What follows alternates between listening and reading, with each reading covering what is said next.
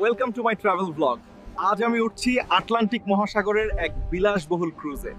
শুরু হচ্ছে এক দাঁড়িয়ে নতুন যাত্রা। এই বিশাল নীল জলে তাকিয়ে মনে হচ্ছে পৃথিবীটা কত বড় আর আমি কত ছোট। এক কাপ কফি, নরম বাতাস আর সমুদ্রের আওয়াজ। মনে হচ্ছে জীবনটা এই মুহূর্তেই থেমে যাক। এই সিগালগুলো যেন পুরো আকাশটাই ভরে ফেলেছে। এদের উড়ান দেখলে মনটা আরো হালকা লাগে। ওটা একটু আগে পর্যন্ত শান্ত ছিল, এখন দেখো বাতাসে কেমন ঝড়ের গন্ধ পাচ্ছি। ও আল্লাহ, ঢেউগুলো দেখো, এত কাছে থেকে এমন দৃশ্য কখনো দেখিনি জীবনে। জাহাজ দুলছে কিন্তু আমি ভিডিও বন্ধ করব না। এটা আমার জীবনের সবচেয়ে রোমাঞ্চকর মুহূর্ত। ঝড় থেমেছে, সূর্যটা আবার দেখা দিল। ভয় ছিল, কিন্তু এই মুহূর্তটা মনে রাখার মতো।